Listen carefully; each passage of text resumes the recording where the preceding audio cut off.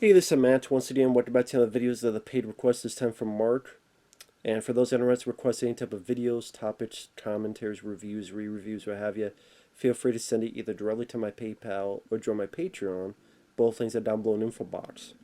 And yet again, I apologize for any background noise. It's here in the middle of nowhere, Texas farmland, so there's always roosters and all sorts of background noise. Not much I can do about that, but hopefully you enjoy. And thank you once again, Marc, for your generosity. I've been enjoying this so far. The Dynasty, the New England Patriots documentary series is 10 parts. I know 7, 8, 9, 10. The 7 and 8 are about to come out, and then 9 and 10, I think, the week after. So definitely curious to give those a look. I just a recap so far with the first 4 episodes. I've enjoyed it. Again, I may not know much about sports, although I do love basketball, but I love learning about stuff, documentary wise. And there's been a lot of intriguing things, like to learn about Spygate, which was the previous episode, episode 4, what that all entailed. If you want to know more, feel free to watch that review, which I go a bit into it. And about Drew Bledsoe and Tom Brady, and how Tom Brady came into the picture and the doubts and people doubting the coach. And this is a very well edited program. There's just footage from everywhere from back in the day and news programs, and there's talking heads, but it doesn't deem on them too long to get monotonous and tedious and repetitive. So it's always moving very quickly. Sometimes these are 30, 40 minutes long, these episodes, so they go by quick with a lot of information. So yeah, I do find that stuff intriguing. So episode 5 is Torn, and at the end of the last episode, you had the whole year Spygate. Despite that, where the coach and some other people were filming, I think it was like the Jets, their signals. People labeled the Patriots as cheaters and as the villains. Despite that, they had a great season. They had a perfect season, but then they lost in the Super Bowl against the Giants. Now, again, I say a lot of good things. Some bad things I'll say about this so far is sometimes there are parts of this that you wish you would have heard more from other parties. Like the Spygate stuff. I think that would have been great to hear more from the fans, how they interpreted it, how they thought of it. You're a fan of the Patriots, but do you condone what they did? Do you agree? Do you disagree? People like Bill Burr, John Bon Jovi, like all these guys that we've seen as fans in previous episodes, what's their input on this? What's their thoughts on that? Tom Brady, what's his thoughts on the whole Spygate thing? And that definitely comes into play in episode 6. I'm like, well, where are the other people and the other players that hear their thoughts on this? Also, I don't like that they skipped Super Bowl 2 and 3 wins that these guys had. I looked up an interview from the people who made this. They said, I guess there's a Tom Brady documentary that delved more into those wins. And then the guy said, well, they did it, and I don't know, maybe there's other programs that delved into it. Since they did it, wasn't much for us to say. But I think that's a lame excuse. Because if you're someone like me that did not see those programs, then I don't know what you're talking about. Also, it's called Dynasty. The Dynasty is part of the 6 Super Bowl wins. So when 2 of them kind of just get quickly passed by, that's kind of weird. Then we're talking about the Dynasty. Those are important parts of the Dynasty, and then they become like an afterthought. That was a very strange. So I disagree with the. You could have had one episode on Super Bowl, the second one, and one on the third one, or hell, one on both of them. So, at the very least. But that's just me. But episode 5 is called Torn. pretty much after they lose to the Giants in the Super Bowl. And I do like Tom Brady going, "What the fuck? How we lose?" Like he's still mad about that. So in 2008, they're playing against the Chiefs. They're in like the first or so week, and he gets hit on the left leg, and Tom Brady gets a torn ACL. Very, very rough injury for any player. And they interview Tom Brady's sister and his dad. They talk about his mindset. He's sidelined for the entire season. He's trying to push through the pain, going into training. And I'll do like the Randy Moss, the wide receiver, going, "Damn, dog, you're here still." So it's into the main two things about this is number one, Tom Brady rehabbing, looking at how the media has doubts about him, and was Tom Brady really that special? In order to try to work himself up in this rehab and do this comeback. The other part is the backup quarterback, Matt Cassell, or Matt Castle, where he's the backup and he wins the first game that he gets put in. I did like seeing this where he was a quarterback that could run the ball, so he had a different style than Tom Brady.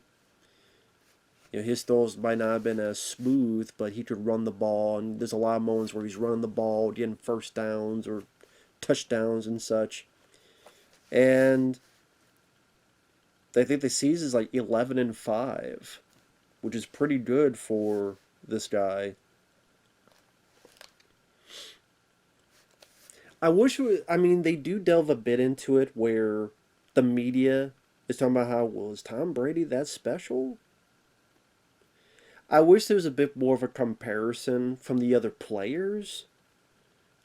Matt Castle to Tom Brady. And then, okay, let me be honest with you. Did you prefer Matt as a quarterback or did you prefer Tom as a quarterback? And tell us why. Like, be honest. You're not hurting anyone's feelings, but just be honest and why. Do you think Matt should have stayed as quarterback? Do you think Tom Brady should have come back? You know, if Matt, 11-5, and this is his first time,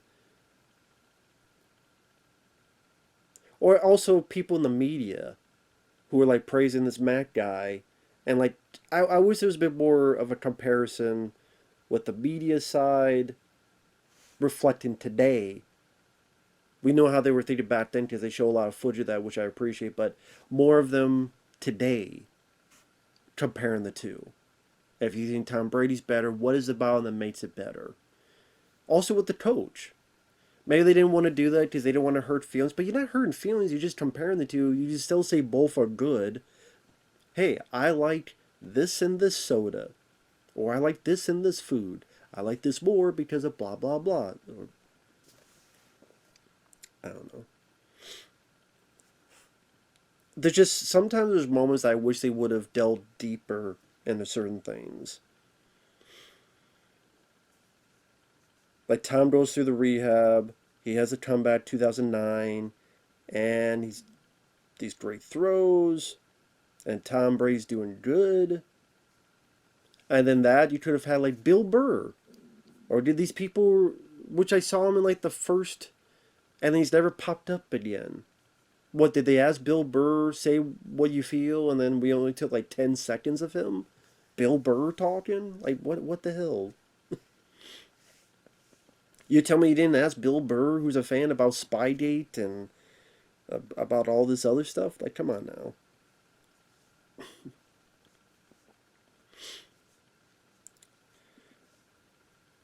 But it's interesting in this part where they talk about how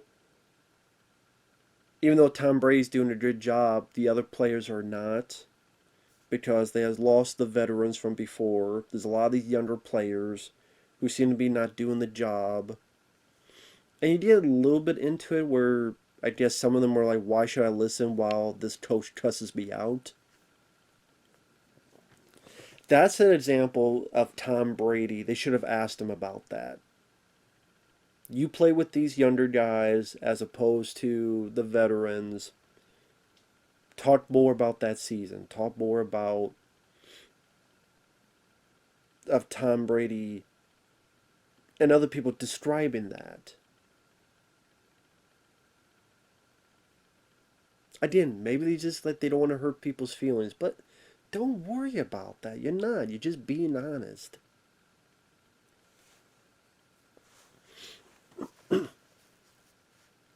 But it almost got to the thing of like Tom Brady can't do it all, and these other guys not pulling their weight. I didn't delve with the like ask Randy Moss, the wide receiver, how he feels. Did he feel that the other players were not pulling their weight, and what was going on there? And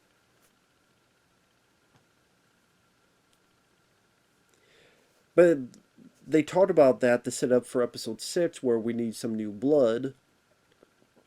And you get to episode 6 at all costs. One of them is Rob Gronkowski, and the other is Aaron Hernandez. Both hired for safeties. They did a rare or tight end. I think tight end. I keep wanting to say safety, but I think tight end. And very rarely that you have two tight ends. Well, that's what she said. But again, as a guy that didn't know anything about this, I'm like, oh, Aaron Hernandez, okay. Other players called him Chico. Some players say you can only judge what you can see.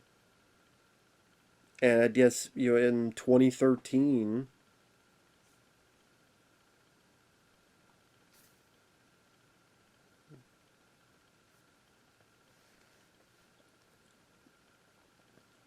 well, that's the thing. Sometimes they jump years. Like last we saw the 2009 season. I guess 2010 or 2011 they signed these guys. And Aaron Hernandez, like some would call him the first serial killer. I mean, I guess he had killed these one or two, some fight in a bar or disrespect in a bar, then they were shot in a car. But it's mostly about this one guy who was killed. His body was found later, and evidence chalked it up to Aaron Hernandez who had done this.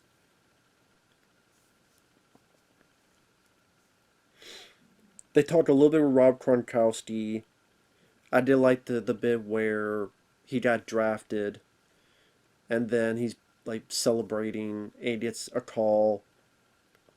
Hey, did you step down? And it's like, man, 5 minutes in and I'm already in trouble? What the hell? And they talked a little bit about Aaron Hernandez. His dad died when he was 16. Then he went to the Florida Gators.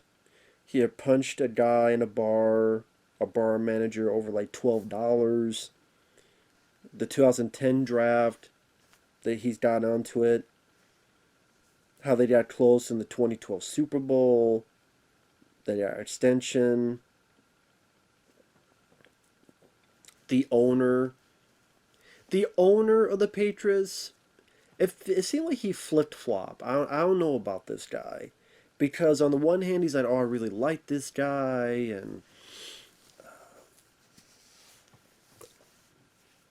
he would like, when he would see me, he would kiss me on the cheek, and then when it seems like he's killed someone, he like went up to him and said, "Did you do this? I mean, if you did, you must have had a good reason." And then the guy lied to him, and he's like, "Can't believe I was snookered like that." But I'm like, then at times it's like they want to blame the coach. Because I guess there was a point where he was, before all this, he was labeled like a troublemaker. He would say these weird jokes in the bathroom. I mean, not the bathroom, but in the locker room. They don't go into details what those were, though. It's just that some of the people are called, you gotta ignore what Aaron says, and that there's these glaring issues and meltdowns. Some would say don't hang out with Chico. There was I guess a time they were in practice and the guy was in flip flops and Tom Brady's going, "What the hell are you doing here with flip flops?"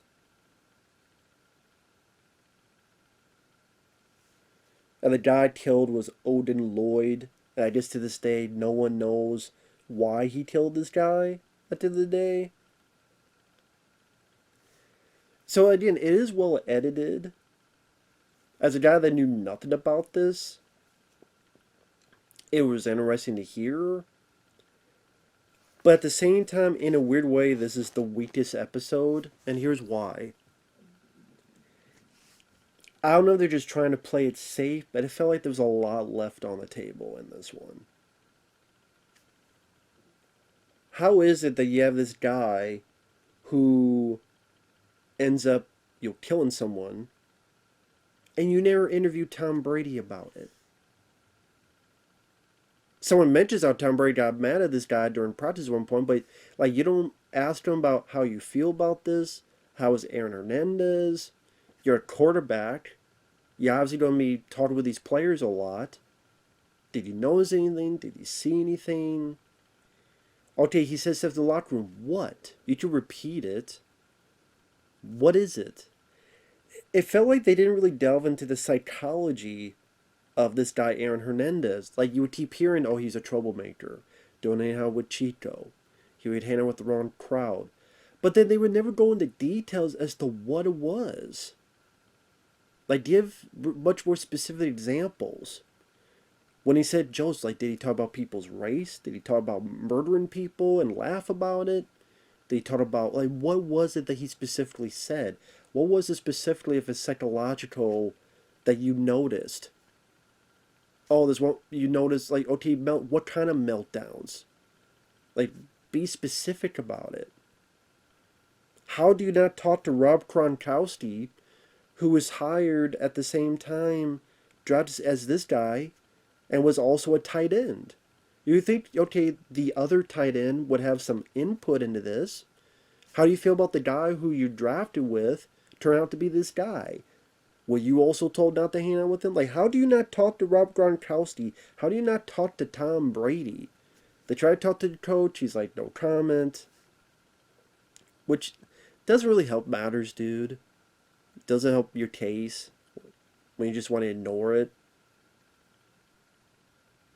Like, they don't ask you about. Just be honest and upfront about it.